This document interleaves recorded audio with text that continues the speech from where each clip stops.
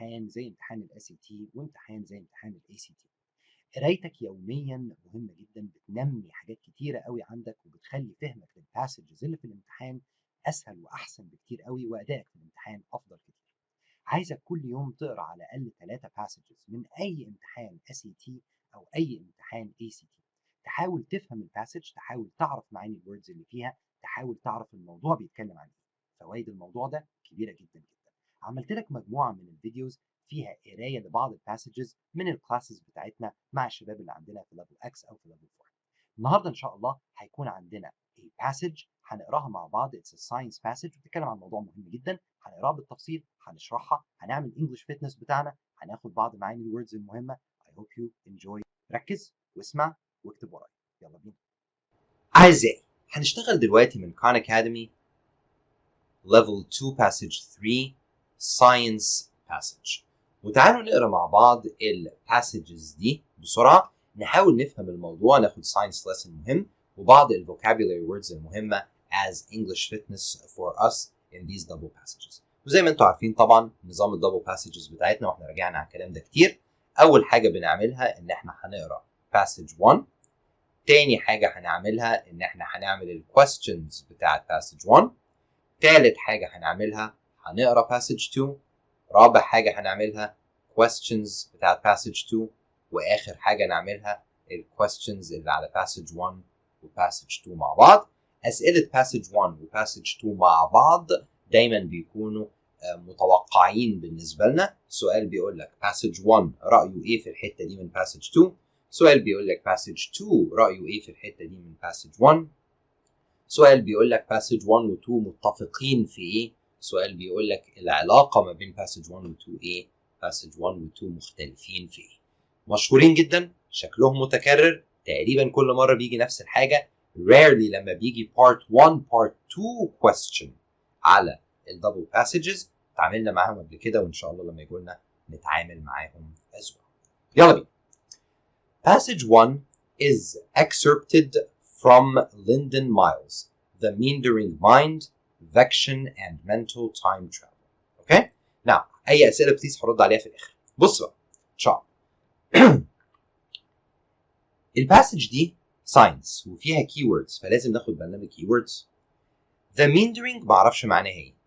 Mind يعني brain، حلو. Vection and mental time travel. I'm not sure معناهم ايه الوردز دي، بس خليك مركز فيهم، اكيد هيبقوا مهمين بالنسبه لك. يلا نقرا الباسج.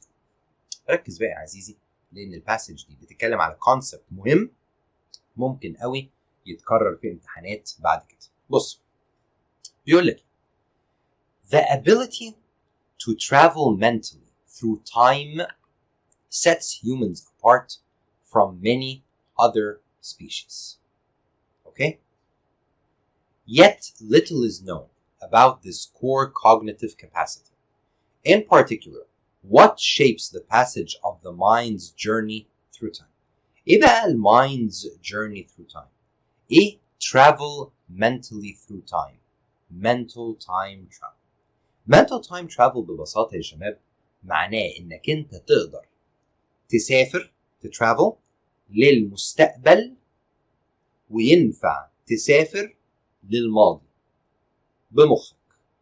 ممكن تقعد تفتكر الحاجات اللي حصلت السنة اللي فاتت، يبقى كأنك رجعت بالزمن للسنة اللي فاتت.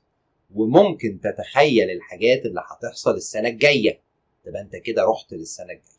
ممكن تتخيل نفسك وانت عندك 60 سنة، يبقى انت you mentally time travel، رحت بمخك للمستقبل. ممكن تتخيل العالم ده كله والعربيات كلها سايقة لوحدها من غير ما يكون حد سايقها، وطيارات ماشية فوق في الهواء ومش عارف أبراج شكلها إيه. تتخيل شكل الفيوتشر اللي هو اللي بنعمله في الأفلام. مش في أفلام بتعرض لك حاجات حصلت من 100 سنة، وأفلام بتعرض لك حاجات في الفيوتشر المفروض تحصل. This is exactly what mental time travel is. أنت بتتفرج على فيلم وبتروح لمخك للمستقبل أو بترجع للماضي. ماشي؟ حلو. A core facet. facet يعني وجه، يعني face، جاية من كلمة إيه؟ face، وش. يبقى a facet of حاجة يعني ناحية. ماشي؟ face. فمثلا أقول إيه؟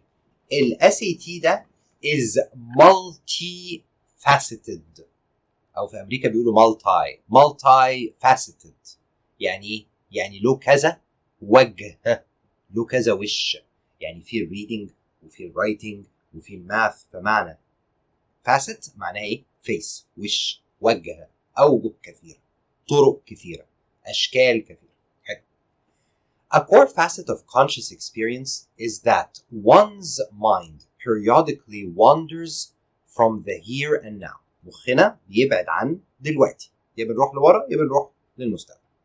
From memories of lost loves to expectations about forthcoming vacations. Mental time travel MTT. ما تنساش لما يكون عندي word محطوطة لأول مرة between parentheses الاختصار بتاعها يبقى دي اسمها ايه؟ first time hack. تركز ان دي أول مرة يتقال فيها الحاجة دي. Okay. Makes it possible to revisit the past and pre-experience the future. Present across cultures and emerging early in childhood, MTT is believed to serve a pivotal function in human cognition.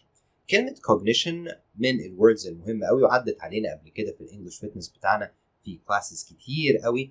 كلمة cognitive وكلمة cognition حاجة لها علاقة بالbrain، لها علاقة بالتفكير. اوكي، يبقى thinking حاجة لها علاقة بالbrain، لها علاقة بالmind، بنستعمل فيها الwords cognitive وcognition and so on. اوكي، حتى لو انت خايف تنساها، يعني لما انت بتاخد بالك من حاجة بنقولها ايه بالانجلش؟ I recognize الحاجة دي. recognize. اوكي، C-O-G-N زي cognition كده وcognitive. to recognize حاجة يعني تاخد بالك منها. تمام؟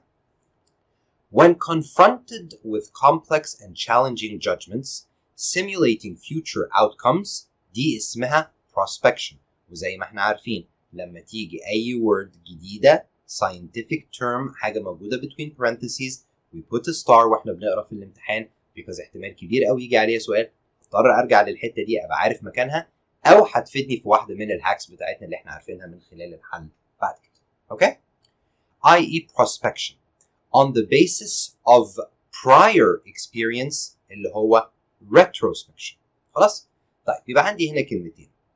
كلمة pro دي اوكي عادة بتيجي مع الحاجة اللي في الفيوتشر P-R-O-S-P زي prospect. فاكرين prospect يعني ممكن حاجة تحصل في الفيوتشر. prospective فاكرين في الديكشن ميستيكس في الرايتنج عندنا. بسرعة ناخد نوت كده aside. احنا النهاردة بنعمل الباسج دي مش بس عشان نحلها كمان شوية، انما بنعملها علشان نتعلم فيها انجلش فيتنس، نراجع على الانجلش بتاعنا، على vocabulary، على grammar، على حاجات كتير. We have two words لو تفتكروا، كلمة اسمها perspective وكلمة تانية اسمها ايه؟ prospective. فاكرينهم؟ perspective اللي هي الأولانية معناها وجهة نظر، معناها opinion. prospective معناها something that has to do with the future. فهنا prospection زي prospective يعني حاجة لها علاقة بالمستقبل. حلو كده؟ طيب retro يعني لورا. retreat، retrieve، return. retro معناها back. فretrospection يعني ترجع بمخك لورا للماضي. تمام؟ ودي حتى a word that's used كتير دلوقتي، يمكن حد فيكم يكون عدت عليه كلمة retro. just retro دي لوحدها معناها حاجة قديمة، حاجة انتيك، حاجة من الستينات من السبعينات، كلمة retro. اوكي؟ ماشي. يبقى prospection. Retrospection is a tactic that optimizes decision making and behavioral selection. That the past informs the future in this way. The past informs the future معناها ايه؟ معناها ان الماضي هو اللي بنبني عليه المستقبل. ازاي؟ انا عايز ادخل كلية ايه السنة الجاية؟ هو انا كنت شاطر في ايه في المدرسة طول عمري؟ انا كنت شاطر في الماث، طول عمري بطلع الاول في الماث، يبقى انا المفروض ادخل كلية الهندسة. يبقى الماضي بتاعك بيحكم على المستقبل بتاعك. recollection يعني recollection English fitness. memories remembering زمان retro. guides بيوجه. simulation هو انك انت تتخيل الحاجة دي، انك تعمل موديل لحاجة لسه ما حصلتش اللي هو الفيوتشر. يبقى recollection in the past, simulation in the future.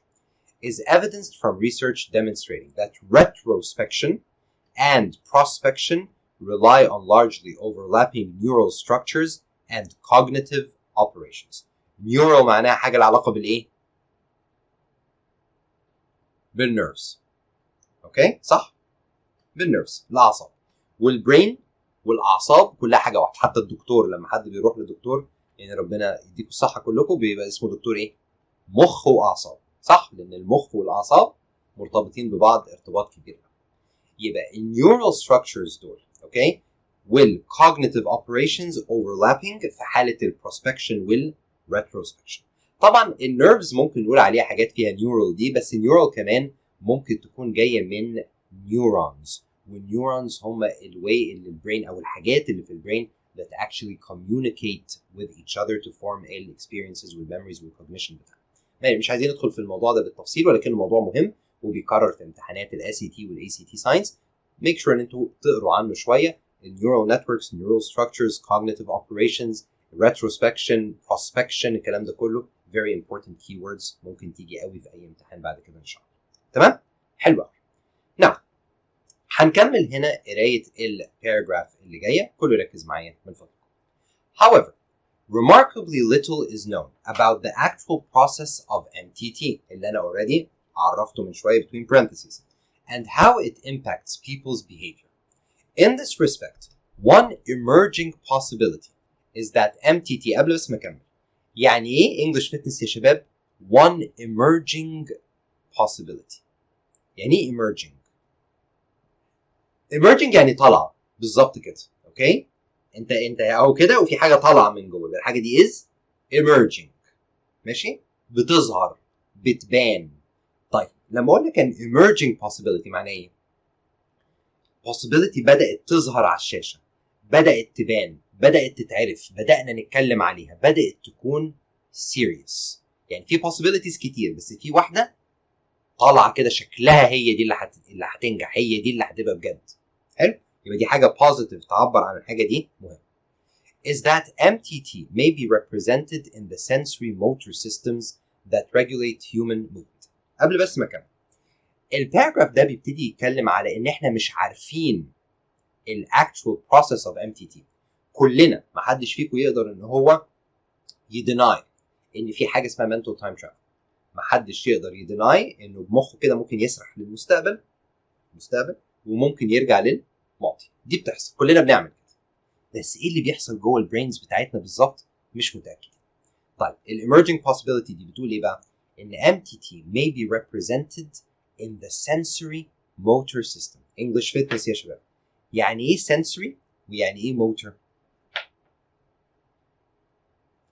sensory لا علاقة بالsenses، اوكي؟ بالاحساس، بالاعصاب. motor لا علاقة بالحركة اللي هي العضلات، اوكي؟ العضلات بتاعتنا هي اللي بتخلي البادي بتاعنا يتحرك، والسنسز بتاعتنا اللي هي السمع والبصر والحاجات دي كلها، اوكي؟ واللمس and so on. So sensory motor systems that regulate human movement, i.e. MTT is embodied. Now you don't understand الحتة دي معناها ايه، ولكن محطوطة جوه parentheses i.e. معناها ان هو بيفسر لك الحاجة دي. حط star it may come in handy وانت بتحل بعد كده passage زي دي.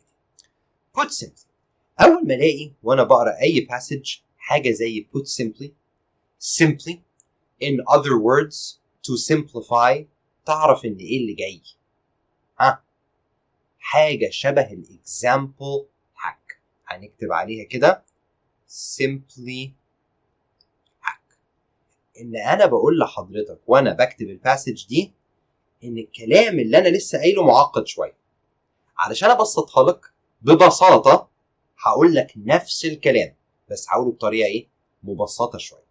فانت في الامتحان علشان تكون ذكي، لما تلاقي بالذات في ساينس باسج حاجه انت قريتها والحاجه دي صعب فهمها، وبعد كده بيديك عليها اكزامبل، بيديك عليها اكسبلانيشن، او بيسمبليفاي الحاجه دي، ركز قوي في السمبليفيكيشن او في الاكزامبل او في الاكسبلانيشن اللي جاي علشان تفهم الحته الصعبه اللي انت ما كنتش فاهمها. طيب ده هيفيدني ازاي في القرايه ولا في الامتحان؟ نتكلم بقى على الامتحان شويه، هيفيدك كتير جدا. ازاي يا عزيزي؟ هقول لحضرتك ازاي. هتيجي سعادتك وانت بتبص على الباسج دي وبتقراها وتلاقي حته مكعبله كده اهو. الطبيعي اللي ناس كتيره بتعمله انها تقعد تقرا الحته المكعبله دي over and over and over again، يعني اول 4-5 سطور دول يقعد يقراهم تاني وتاني عشان يحاول يفهمهم. لو لقيت نفسك في حته مش فاهمها كويس طنشها وكمل، احتمال تفسيرها وتبسيطها يكون جاي كمان شويه. اوكي؟ طب وافرض ما جاش تفسير، ما جاش تبسيط، ما جاش اكزامبل، هعمل ايه؟ خلاص خلصت الحته دي، كمل الباسج على قد ما تقدر. لو جه عليها سؤال لما ترجع لها هتضطر انك انت ترجع تقراها تاني. and yes as I said before many times، خليك في الامتحان زي القطر. القطر بيفضل ماشي in a straight line، اوكي؟ مش بيقعد يرجع ويروح تاني، القطر بيفضل ماشي، خليك كده ماشي على طول straight، ما ترجعش تاني، والا هتفهم الباسج بعد محاولات عديده بس التايم بتاعك هيخلص ومش هتعرف تحل في الامتحان، ومحدش عايز كده، صح؟ put simply، تفسير بقى جاي. Traveling mentally in time may initiate associated bodily movements through space. يبقى لما انت تعمل traveling mentally in time ده بيجي معاه bodily movements through space. لاحظوا ان جسمك بيتحرك مع تفكيرك مع مخك وهو بيعمل المنتال تايم ترافل، والحاجه دي كلنا بنعملها، كلنا. اوكي؟ انا طبعا دلوقتي هقولها لكم فمحدش فيكم هياخد باله، بكره او بعده بص حواليك كده وهتلاقي كل حد بيعملها. ركز معايا. لما اجي افتكر حاجه حصلت زمان بعمل ايه؟ يا فاكر لما كنا بنعمل كذا؟ اتفرج عليه في الافلام حتى، بلاش تبص على نفسك، دايما كده لما يجي يفتكر حاجه زي يا صح نرجع لورا كده. ولو حاجه حصلت زمان بنرجع ورا قوي، ممكن نقع من الكرسي. لو حاجه من يعني امبارح مثلا نرجع شويه صغير. طب والمستقبل؟ هتلاقيه كده ايه، نفسي اعمل كذا، مش يحط ايده على الديسك كده ويميل لقدام، هتلاقي نفسك بتميل لقدام وانت بتفكر في الفيوتشر، وبترجع لورا وانت بتفكر في الباست. Initial evidence for such a thought-action coupling. thought تفكير، action حركة البادي، coupling يعني ايه coupling يا شباب؟ English fitness. coupling دي حاجة موجودة في العربيات لو حد فيكم بيفهم في الميكانيكا، بس يعني ايه coupling؟ couple يعني اتنين، صح؟ فcoupling يعني to take two things and couple them together. to make حاجتين a couple، تربطهم في بعض. ماشي؟ يعني ده قلم وده قلم تاني. I coupled الأقلام، ربطتهم في بعض بقوا قلمين بس ماسكين في بعض. Okay. For such a thought-action coupling during MTT was reported in a study in which spontaneous fluctuations في يعني lots and lots of important vocabulary, a lot of important vocabulary, lots of important vocabulary في الباسج. يعني ايه spontaneous يا شباب؟ spontaneous يعني لا إرادي، يعني حاجة بتحصل من غير ما تاخد بالك، حاجة بتحصل فجأة، حاجة بتحصل لوحدها. ماشي؟ fluctuations معناها ايه؟ طالع نازل، تغيير مستمر. وfluctuations دي من الimportant graph keywords بتاعتنا، فاكرين؟ لما قلنا يجي سؤال في الجراف ويقول لك ان بيحصل fluctuations في نسبة الميركوري اللي موجودة في الدم مثلا، اي حاجة كده. fluctuations في الجراف معناها ايه؟ ان الجراف عامل ازاي؟ طالع ونازل، ده كده fluctuations. طيب لو عندي جراف عامله كده بالازرق، عندي فيها fluctuation؟ لا، دي constant. طب لو عندي جراف عامل كده، هل ده فيه fluctuation؟ لا، ده طالع مستمر، عنده positive slope ثابت. طيب كده لا برضه، انما fluctuation يعني طالع شويه ونازل شويه. اوكي؟ ممكن يبقى curve وممكن يبقى straight lines، المهم انه طالع نازل، ده اسمه fluctuation. تمام؟ حلو. خد بالك احنا كل اللي بنعمله ده احنا مش بنحل الباسج خالص، مالناش دعوه بالباسج دلوقتي. احنا دلوقتي بنقرا علشان نفهم، علشان الموضوع ده ممكن يجي عليه باسج تاني في المستقبل فنبقى فاهمينها، وعلشان نتعلم English fitness الى حد كبير. يبقى spontaneous fluctuations طالع نازل، spontaneous لوحده in the direction and magnitude of postural sway. postural الposture بتاع البني ادم اللي هو position بتاع البادي بتاعه، position of the body، ده البوستشر بتاعك. يعني انت واقف كده straight ولا مايل كده بظهرك ولا نايم على جنبك، ده اسمه posture. اوكي. sway معناها ميل. to sway يعني يميل. فالميل بتاع جسمك في انهي اتجاه direction، والماجنتيود القوه بتاعته قد ايه. هل انت بتقول يا فاكر امبارح، ولا بتقول يا فاكر الاسبوع اللي فات؟ مش هوريكم السنه اللي فاتت. اوكي. هل انت الماجنتيود القوه بتاعت السوي دي قد ايه؟ ماشي. were assessed while participants engaged in either retrospective. يعني ايه retrospective بقى؟ retro قديم يعني يرجع لورا بمخه. or prospective future mental imagery. The results revealed that the temporal locus، ده جزء يعني من الtemporal جزء من البرين. locus معناها حاجه زي اللاتس او حاجه زي الماتريكس. اوكي، مجموعه من الحاجات اللي راكبه بعضها، نوع من الشبكه يعني. سيبك منها، يعني too scientific انك انت تجي لك تاني في الباسج ده. The temporal locus of MTT did indeed influence the direction of people's movements, whereas retrospection was accompanied by significant backwards sway. Prospection yielded postural movement in an anterior direction. One more super important English fitness vocabulary word. يعني ايه anterior؟ يعني to the front. Okay. طيب يعني ايه posterior؟ يعني لورا to the back. صح؟ طب يعني ايه interior؟ يعني inside. طب يعني ايه exterior؟ outside. برافو عليك.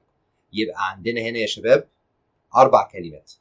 anterior لقدام، posterior لورا، interior جوه، exterior بره. اوكي، خد بالك من الوردز دول مهمين، ممكن يجوا سواء في writing في diction mistake او ممكن يجوا في passage reading، فيخلي فهم الباسج بالنسبه لك احسن. حلو يا شباب؟ حلو قوي. ممكن حضراتكم تقولوا لي ايه اللي احنا عملناه دلوقتي؟ ايه الاستفاده اللي استفدناها من ان احنا قرينا الباسج دي وعلمنا على كل الحاجات اللي موجوده فيها وكتبنا معاني ووردز وكل الكلام ده؟ ايه الاستفاده في الشخبطه دي كلها؟ الاستفاده كبيره جدا جدا جدا.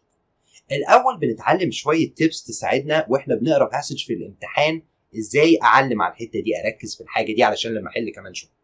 انما هل انا في الامتحان هينفع اقرا باسج بالشكل ده؟ مستحيل. طيب ليه؟ عشان التايم مش اكتر. يبقى ليه اعمل كده في البيت؟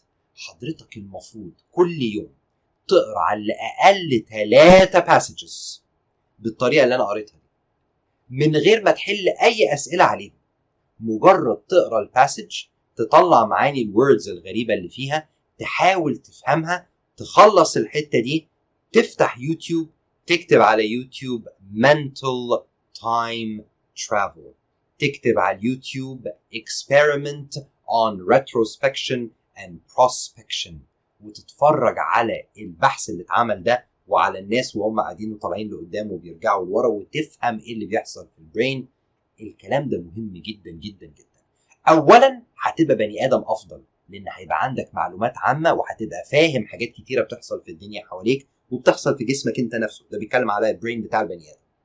نمبر 2، ان حضرتك الانجليش بتاعك هيتحسن، وده هيفيدك في الريدنج والرايتنج on the long run.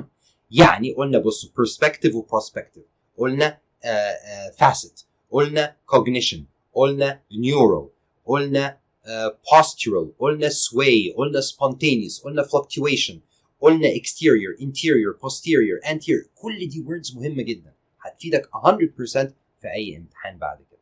وفهمت موضوع صعب وغريب احتمال يجي لك في امتحان بعد كده اي باسج بتتكلم عن الموضوع ده، ساعتها انت هيبقى عندك ادفانتج كبير لانك already you invested the time، حطيت التايم في الباسج دي وفهمت الموضوع ده بيتكلم عن ايه. اوكي؟ What we just did يا اعزائي is super important. We read the passage, took English fitness، خدنا vocabulary، رجعنا على طريقة القراية، استفدنا جدا. You should do this 3 times a day بعد الفطار والغداء والعشاء كل يوم لمدة 5 سنين، وابقى قابلني بعد كده هتلاقي الانجليش بتاعك احسن كتير. Promise. اوكي؟